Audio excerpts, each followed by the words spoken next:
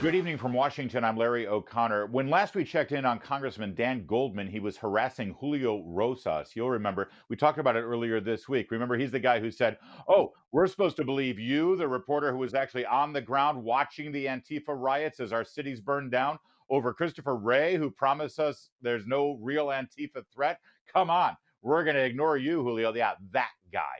That guy. Well, now he's at it again. Look at his behavior yesterday at the FBI whistleblower hearing. Mr. Boyle, do you know who Kash Patel is? I do. Have you received any money from Kash Patel or his organization? I have. Mr. Friend, what about you? Do you know Kash Patel as well? Yes. And did you receive any money from Kash Patel? Yes, he gave me a donation last November. A donation? Yes. Are you a charitable organization? I was an unpaid, indefinitely suspended man trying to feed his family, and he reached out to me and said he wanted to give me a donation. That Kash Patel guy sounds like a real evil fiend. Let's check in with him now. Kash Patel, former member of the Justice Department, former member of the staff for Devin Nunes on the Intelligence Committee, and of course, an advisor to President Trump in the waning years of the Trump administration. All right, Kash, what are you doing helping people out when they can't feed their families? You should be ashamed of yourself. Have you no shame at long last, Kash Patel? Larry, it's great to be with you, and it's so un-American to give if you're on the conservative right. Of course, Right. it's the American thing to do if you're helping the liberal left lie. And look, it's not about me. I'm so proud of these whistleblowers for coming forward and actually exposing waste, fraud, and abuse, corruption. And that's why the Democrats are ticked off. That's why they're stretching. They're saying, "Oh my God, we have to tie you to Kash. He's a domestic violent terrorist. He can't be doing anything good for America." And all we do at the foundation is what other 501c3s do. If you need financial assistance and you qualify, we give you a grant. We help these guys pay for food, shelter, clothing. And we didn't buy their testimony. They had already provided it months before we ever found out who they were. And then we reached out and said, "Hey, our mission supports helping individuals like you." And that's what we did. And of course, Goldman, who I call Schiff Jr., will never let the facts get in the way of a good story. And this guy has never worked a day in his life. The Levi Strauss Silver Spoon heiress is lecturing America on truth and facts when he should be taking the testimony of FBI whistleblowers and saying, "Wow, Congress was lied to by Chris Wray, the FBI director, and has retaliated against whistleblowers." Yeah, he's sort of bearing the lead here, as we say in the journalism business. Let's address these things, because you know how it is. They make these accusations, and they stick unless you push back twice as hard, maybe 10 times as hard. First of all, let's be accurate. You, Kash Patel, didn't give anybody any money. This is a charitable foundation beholden to all of the regular laws and regulations of any charitable foundation. That's absolutely right. The Kash Foundation at thekashfoundation.com. I personally don't do it. We have a board like everyone else, and we make a group decision. So when he says, "Did you get money from Kash Patel?" he's saying that on purpose. He's trying to make it sound like you're bribing or paying people off. Another thing Mr. Goldman said, I don't know if he said it in the committee, but he certainly put it out on Twitter, that you, Kash Patel, are currently under investigation by the Justice Department for mishandling of classified documents. Is that true? Are you under investigation?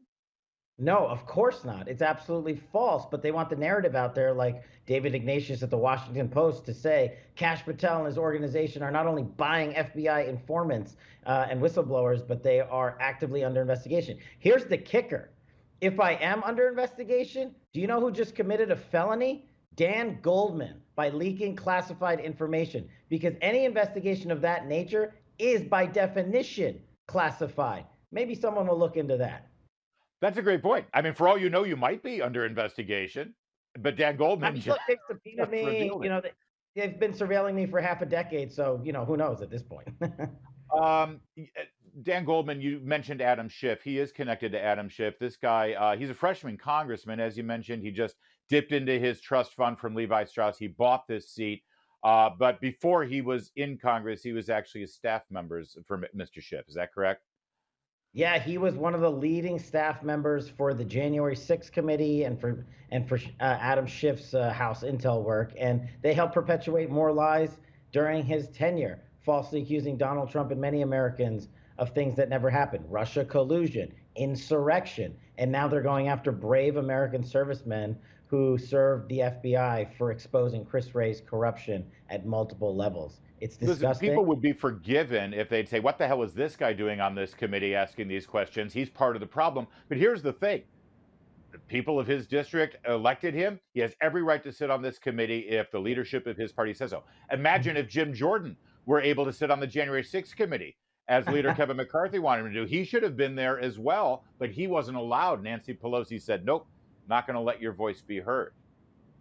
It's the two-tier system of justice, Larry, and it's not just in the courts. It's in the administrative state, and it's at the congressional level, where you see two different sets of rules. Democrats in charge expel Republicans from committees and don't allow their participation. And Republicans, like you said, Dan Goldman has a right to be there. He's an elected member of Congress and ask those questions. They should be playing by the same rules. Now, his disgusting behavior is something else, but his right to be there, I won't question that.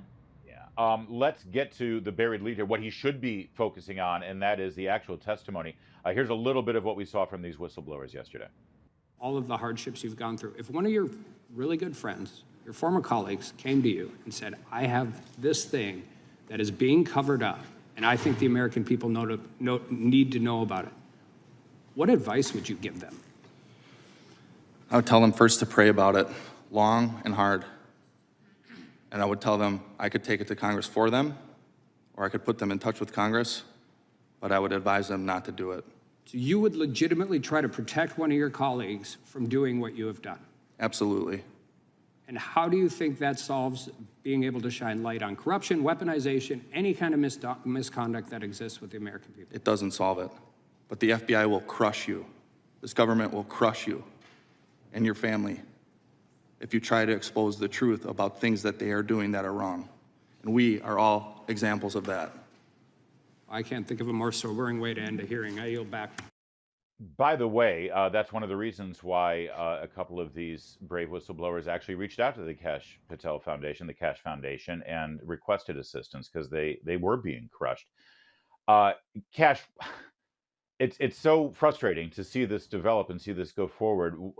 Are there more like Mr. Boyle suggests that won't come forward because of this intimidation going on in America's Justice Department? Look, as a former federal prosecutor, I know there's more. There's more than a few. There's dozens more who would do this if their lives weren't ruined. So I don't blame them. And what Mr. Doyle said was spot on. Look at these three men and their lives have been ruined. But the information they're courageously bringing forward, such as the FBI fraudulently used statistics involving criminal cases around America to lie about the January 6th investigative numbers. And Chris Wray went to Congress and lied about that. We know that because of these whistleblowers. That's the brave work they're reporting on, and there are dozens others.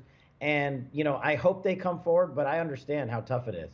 You know what? That's such the lying about the criminal statistics here to make it look like there's this hotbed of right-wing extremism or white supremacy in this country. That probably is one of the biggest takeaways from yesterday. I want to flesh this out with you a little bit further, Kash Patel, in our next segment, and also ask you your reactions to the Durham report as well, since a lot of it affected your work directly. So stay here with us, Kash Patel, and you stay with us as well. There's more to come on O'Connor Tonight.